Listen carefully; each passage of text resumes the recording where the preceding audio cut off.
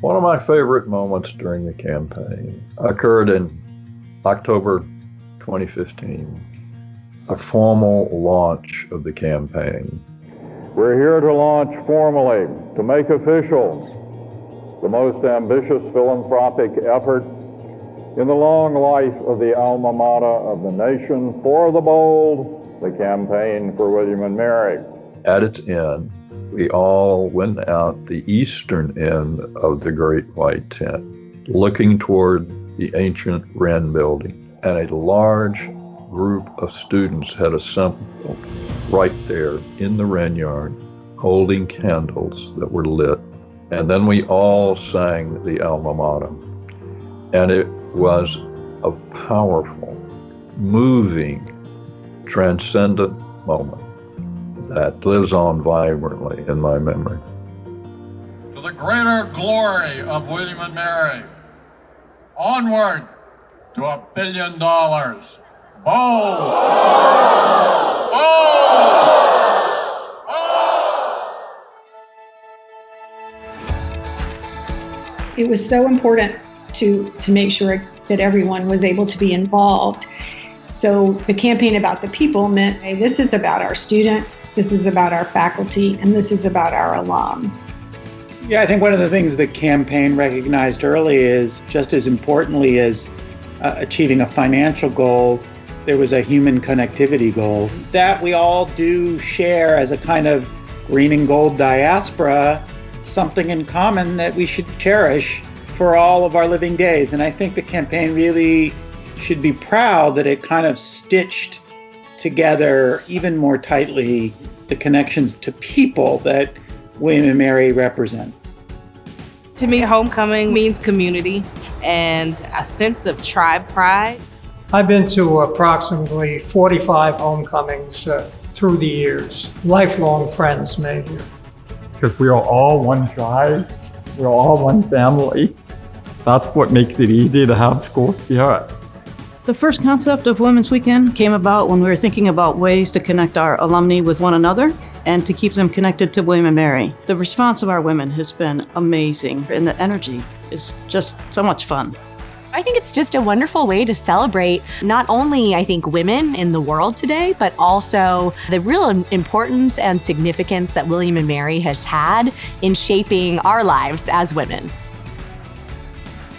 I would like to welcome everyone to this year's William and Mary Weekend. We have alumni and friends from 23 states. You are all in for a treat as we connect, discover, and celebrate with our tribe family as it awaits us throughout this entire city.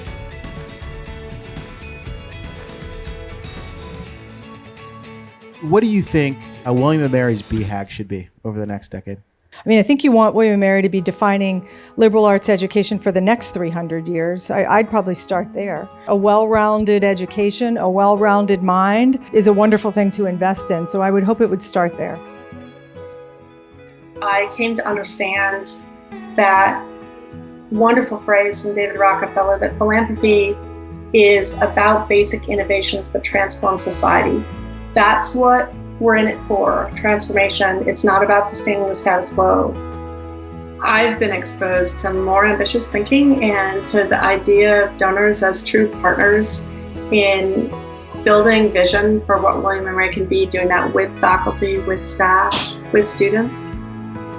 So what would it look like to have a multidisciplinary research institute that was dedicated to the idea of promoting student-faculty research collaboration to address real-world problems?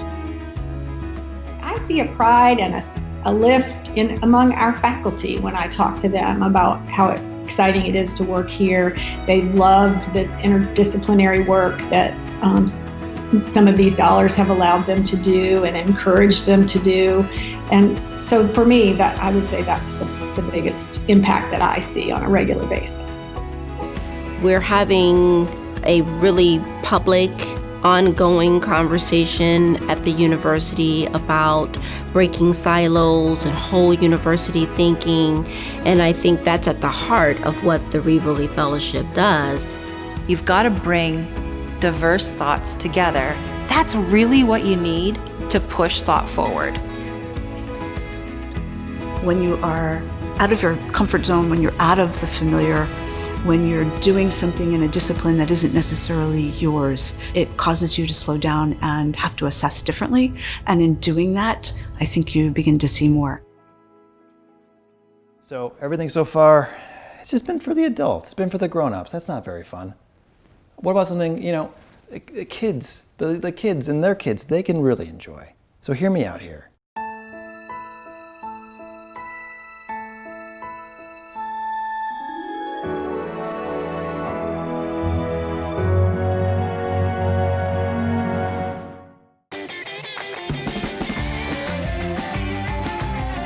It was my job to provide inspirational videos for One Tribe, One Day of a wild and crazy sort. I was so committed to One Tribe, One Day and to participation. So I did it, and I did some pretty amazing things. When One Tribe, One Day calls, you gotta come through.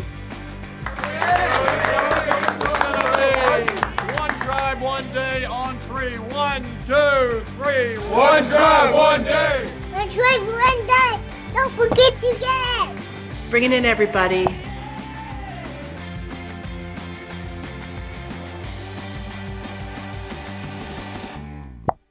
Your gift to the Office of Diversity and Inclusion will help us to accelerate change and place action behind our values. I'm so proud that the last One Tribe, One Day for this campaign focused on diversity and inclusion.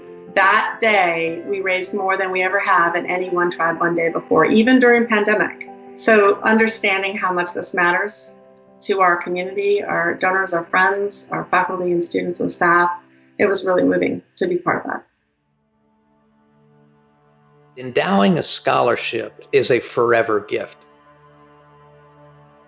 You know that 50 years after you're gone, some young person is going to still be benefiting from a donation that you made. And I think that's a spectacular thing. Scholarship is beyond important because scholarship determines access. Without scholarship, a lot of the potential is lost. And it's really necessary if we want to produce the best leaders that we are capable of producing. To me, scholarship is opening a door and giving someone like Alexis a chance to take what she's made of herself, come onto this field, and be sitting here 30 years from now, talking to you about her achievements. But I'll tell you what I'm looking forward to. In 30 years, when I'm sitting old on my television, and this Supreme Court Justice, or this President of the United States, or this CEO, or this head of the Peace Corps, it almost doesn't matter to me. And the idea that I'm going to be able to quietly turn to my wife and say, we helped do that. If you work for long enough, you soon forget what your value is. You kind of just get in a rut and you're doing your thing and you've got your career. And it takes something risky or challenging like going back to school for you to remember something that you'd forgotten about yourself. And so the scholarship provided me an opportunity to take a step out to get into a full-time program, which as a dad of kids, I mean, that's just a crazy thought. I have a lot of feelings today. It's like this happiness, a sense of completion. I do feel like I've accomplished a lot. I'm a William & Mary Scholar, and that program seriously changed my life.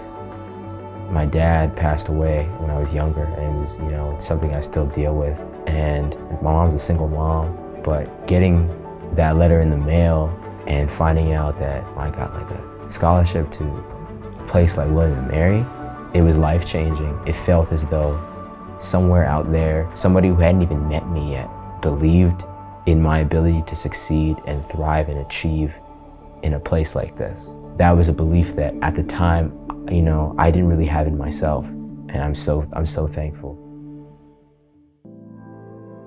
In my conversations with faculty and staff, students, alumni, parents, and friends of William & Mary, I've been struck by your dedication to this community and the eagerness with which you embrace its future.